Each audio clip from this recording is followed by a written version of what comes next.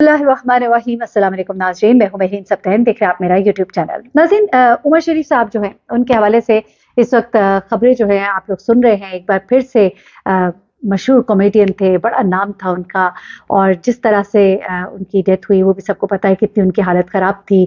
और वो उनको फिर अमेरिका लेकर जाना था, लेकिन रास्ते में ही एयर एम्बुलेंस में उनकी तबीयत बिगड़ती है और उसके बाद वो दार-ए-फ़ानी से कूच कर जाते हैं। लेकिन उमर शरीफ साहब जो है वो अपनी ज़िंदगी में, अपनी शादीशुदा ज़िंदगी के हवाले से काफ़ी अनलकी भी रहे। बेशक उनकी जो आखिरी शादी थी, आखिरी वक़्त तक वो बीवी उनके साथ थी, लेकिन उन बीवी के हवाले से भी बहुत सी चीज़ें जो है वो सामने आई थी। कुछ डिस्प्यूट्स थे जिनकी वज़ह से आखिरी दिनों में उमर शरीफ साहब को एक दिन देखा जाता है कि बहुत ही बुरे हाल में होते हैं, व्हील चेयर पर होते हैं, और व्हील चेयर पर वो अदालत पहुंचे होते हैं और अपनी उन्हीं बीवी के खिलाफ जो है वो पर्चा कराते हैं कि वो उनकी जायदाद जो कि तकरीबन उस 11 करोड़ के करीब मालियत की थी उसको बेचना चाहती हैं। और चूंकि वो एमनीसिया सफ़र कर रहे थे, यानी जिसमें आपकी याददाश्त जो है, आपको भूलने की बीमारी होती है, उनसे कोई पेपर जो है गिफ्ट डीड साइन करा लिया गया था उनकी अपनी मर्जी के बरखिलाफ, और उसके बाद उसको वो बेचना चाहती हैं। तो इस मामले को रोकने के लिए वो अदालत पहुंचते हैं और उसके साथ उस वक्त उनके साथ सिर्फ उनका एक लॉयर होता है।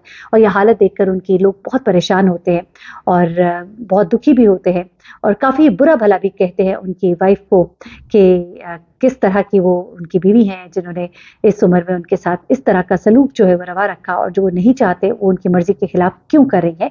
तो ये मामला जो है ये उस वक्त सामने आए थे। अब इस वक्त एक स्टोरी जो है वो सामने आई है और उनकी वही वाइफ एक बार फिर से सामने आई है, और उन्होंने बहुत ही खौफनाक इल्ज़ामात मैं कहूँगी कि लगाए हैं उनकी एक्स वाइफ पर, उमर शरीफ की यानी कि फर्स्ट वाइफ दीपा पर। और उसके अलावा उन्होंने उनके बेटे पर बहुत खौफनाक इल्ज़ामात लगाए, यहाँ तक कि उनकी बेटी जो इस दुनिया में नहीं रही, मैं समझती हूँ कि उनके ऊपर भी उन्होंने बड़ा ही एक शर्मनाक इल्ज़ाम लगाया है, जो मैं समझती हूँ कि मुनासिब नहीं था। अगर उन्होंने एक कहानी बतानी भी थी तो ऐसे में एक ऐसा इल्ज़ाम लगाना जिसमें ये कहना कि उमर शरीफ की बेटी जो है वो किसी से इश्क करती थी, और वो जिससे इश्क करती थी वो ईसाई था, और उससे उन्होंने बाप से झूठ बोल के शादी की। अपने इलाज के दौरान जब उनको गुर्दे की ज़रूरत थी तो ये कहा कि मुझे गुर्दा देने वाला वो है, और फिर माँ और बेटे ने मिलकर उसकी ईसाई से शादी की और उसे बस सिर्फ कलमा पढ़वाया, उससे शादी करा दी, जबकि उमर शरीफ कभी भी इस बात के लिए ना मानते। और उमर शरीफ तो उनकी शादी जो है मक्का मुकरमा से मक्का मुकरमा और मदीना मुनव्वरा से कराना चाहते थे, उनकी रुखसती, और ऐसे में उनके बेटे ने अपने बाप को धोखा दिया। इस तरह की बातें जो है उन्होंने की है। मैं भी उनका इंटरव्यू आपको सुनवाती हूँ, लेकिन मैं आपको कुछ बातें और बताना चाहती हूँ इससे आगे की, क्योंकि उनकी वाइफ ज़रीन जो है, ज़रीन उमर, जो कि उनकी तीसरी बीवी है बेसिकली, उनके और उमर शरीफ के बेटे के बहुत से डिस्प्यूट्स भी रहे थे जायदाद के हवाले से। और उमर शरीफ अपनी इन्हीं बीवी ज़रीन के खिलाफ अदालत में भी गए थे अपने आखिरी दिनों में। गो उनके आखिरी दिनों में वो उनके साथ मौजूद रही थी, लेकिन उसे कहते हैं कि उमर शरीफ की हालत ऐसी भी ना थी कि वो बताते कि उनके साथ किसको होना चाहिए और किसको नहीं होना चाहिए। मैं कोई ज़रीन उमर के ऊपर किसी तरह का इल्ज़ाम नहीं लगा रही, लेकिन जिस तरह के उन्होंने इल्ज़ामात लगाए हैं तो लोग अब इस वक्त इस तरह की बातें कर रहे हैं कि ज़रीन के तो अपने शौहर के साथ आखिरी दिनों में कोई ताल्लुकात भी इतने अच्छे नहीं थे जो इस वक्त उनके बेटे के खिलाफ बात कर रही हैं। और उसके अलावा लोग ये भी कह रहे हैं कि ज़रीन ने जो उनके बेटे के बारे में बात की है तो ये कहा है कि बेटा जो है वो बहन की मौत की वजह और बाप की मौत की वजह बना। उन्होंने कहा कि बेटा बहन की मौत की वजह इस तरह से बना कि उसने उमर शरीफ साहब ने बेटी के इलाज के लिए 1 करोड़ रुपया दिया था। उस वक्त कुछ इस तरह के मामलात हो गए थे कि सिर्फ ब्लड रिलेशन के अलावा कोई भी गुर्दे डोनेट नहीं कर सकता था। वो डायलिसिस पर थी, वो भी सर्वाइव कर सकती थी, लेकिन उनके बेटे ने इंतजार ना किया। उमर शरीफ साहब जैसे अपने एक परफॉर्मेंस के लिए मुल्क से बाहर गए तो उनके बेटे ने फौरन ही एक जाली अताइया जो है उससे बातचीत करके और अपना कमीशन तय करके उससे जो है गुर्दा जो है उसकी पेवंदकारी के ऑपरेशन के लिए अपनी बहन को कश्मीर लेकर गए। और वो एक बड़ा ही फ्रॉडिया बंदा था। अच्छा, उसके बारे में भी अब डिटेल्स आई हैं, वाकईतन वो एक बड़ा ही फ्रॉड था जो कि पकड़ा भी गया।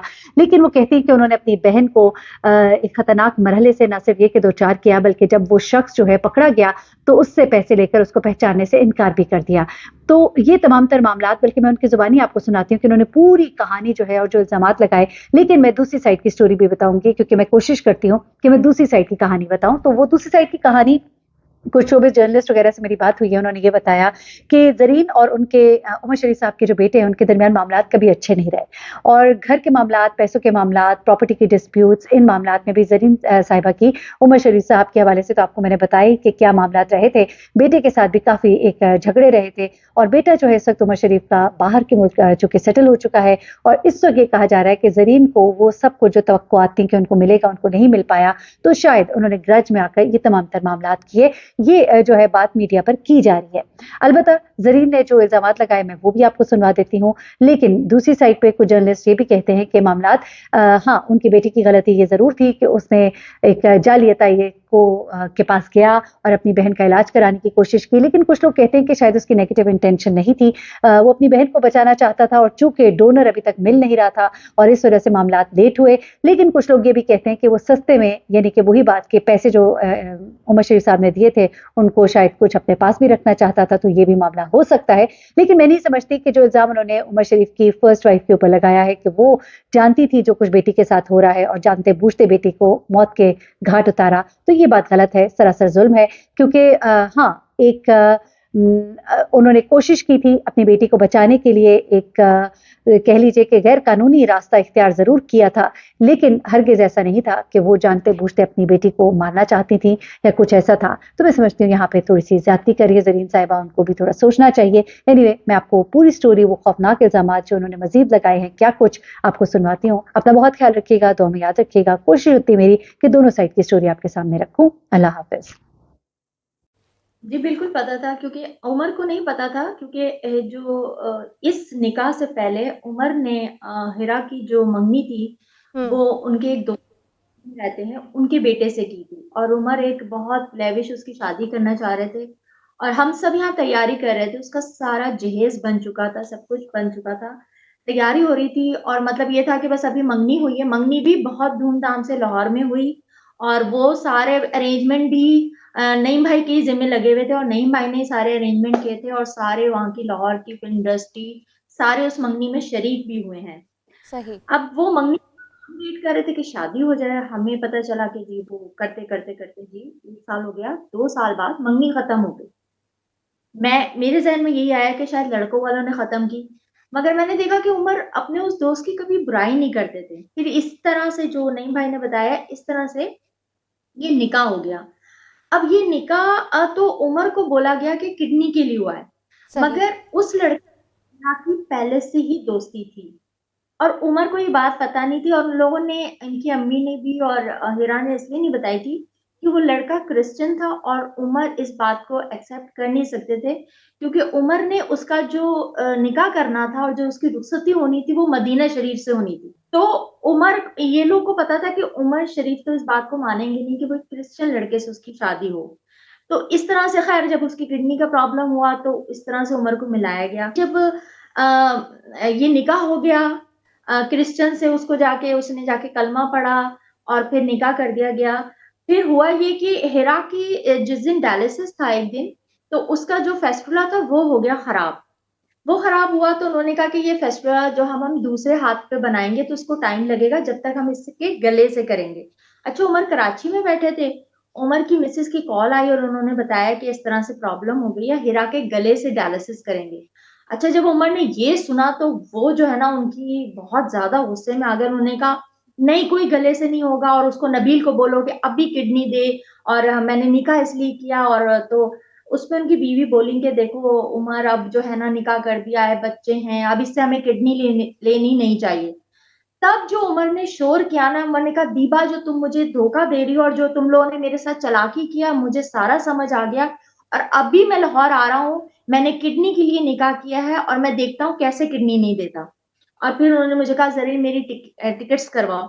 उसपे मैं उमर को थोड़ा समझाती रही कि उमर वो सही कह रही हैं, आप रिलैक्स रहो। उमर ने कहा, "नहीं, तुम नहीं जानती ये फैमिली मेरे साथ क्या साज़िश कर रही है और मुझे इसी टाइम लाहौर जाना है।" और उसके बाद जो है वो लाहौर की फ्लाइट लेके वो लाहौर पहुँचे। फिर उन्होंने नईम भाई से और दूसरे लोगों से कहा कि मुझे पता करवाओ कि ये लड़का कौन है और ये क्या है? बाद में पता चला कि ये तो इसकी कोई किडनी मैच नहीं करती थी, नबील की और बस इन्होंने सिर्फ़ उसका निकाह करवाया। जिसपे बहुत उमर गुस्सा थे, घर में बहुत लड़ाई हुई, फिर उमर लाहौर से कराची वापस आ गए और उन्होंने फिर मुझे ये सारी बातें इसी तरह नईम भाई जो ये अमेरिका वाली बात बता रहे हो किडनी की, क्योंकि हमें जो सबसे पहले फ़ोन आया जवाद को, उसने कहा, "अब्बू मुबारक हो हिरा के लिए किडनी मिल गई है।" तो अब्बू तो खुश हो गए। वो खुश हुए तो सारे आर्टिस्ट जो बैठे थे वो सब भी खुश हो गए। हमने कहा, "वाह! मुबारक हो भई किडनी मिल गई है, न्याज़ दी गई।" तो उमर ने कहा कि अब उसका ऑपरेशन जो है ना मतलब उस उमर चाहते थे उसी हॉस्पिटल में हो, क्योंकि उनको तो नहीं पता था कि ये सब क्या प्लान हो रहा है या इल्लीगल हो रहा है। वो समझे कि किडनी मिली है और वही जो अभी नईम भाई ने बताया कि एक्सीडेंट का कुछ मसला हुआ है और उसमें कोई किडनी मिली है। तो उमर उसके लिए खुश है। तो उसपे उन्होंने कहा कि उनके बेटे ने कहा, "नहीं-नहीं अब्बू, ये किसी को बताइएगा नहीं क्योंकि ये लाहौर में ऑपरेशन नहीं हो सकता। इसके लिए हमें इस्लामाबाद जाना पड़ेगा और इस्लामाबाद में भी बहुत बड़ा हॉस्पिटल है क्योंकि वहाँ के डॉक्टर को मिली है, वहाँ ही डोनर है, तो हमें वहाँ जाना पड़ेगा।" तो जब उमर एग्री नहीं थे उसके लिए इस्लामाबाद जाने के लिए। तो फिर अच्छा जब मना फिर हमने भी उमर को कहा कि उमर इस्लामाबाद में भी हाँ, हॉस्पिटल्स तो इस्लामाबाद में भी बहुत अच्छे हैं, तो ठीक है अगर ऐसा कुछ होगा। लेकिन फिर उमर मुझे याद है कि जब भी उमर सलातो तस्बीह पढ़ने जाते थे, तो मैं जवाद को फ़ोन करती थी और मैं कहती थी, "जवाद हिरा का ऑपरेशन अभी नहीं करवाओ।"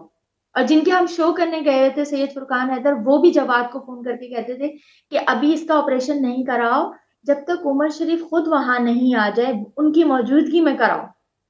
तो वो कहता था, "नहीं-नहीं, सब यहाँ बहुत टाइम कम है, जल्दी हमें वो करना है और वो इस्लामाबाद में बहुत बड़ा हॉस्पिटल है और बहुत बड़ा डॉक्टर है।" और इस तरह से वो करके उसने जो है मुझे तो वो डाँट देता था कि भई आप पागल हो गई हैं क्या? इतना टाइम नहीं है और किसी को नहीं बताना है।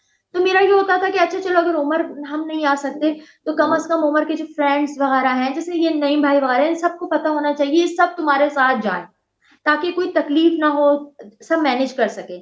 तो कहता वो उसका था, "पागल हो गई हैं आप? किसी को भी नहीं बताना है, ये बात किसी को नहीं पता चलनी चाहिए।" अच्छा ठीक है। अब हुआ यही कि जब जिस दिन उसको लेके वो इस्लामाबाद गए हैं, तो हमें ये बोला कि इस्लामाबाद गए।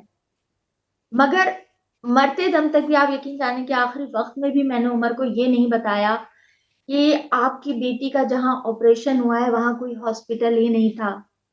वो एक स्ट्रेचर पे लेट के उसका ऑपरेशन हुआ है। मेरा ख़्याल में शायद उमर को अगर ये बात पता चलती तो उमर शरीफ उससे उसी टाइम मर चुका होता।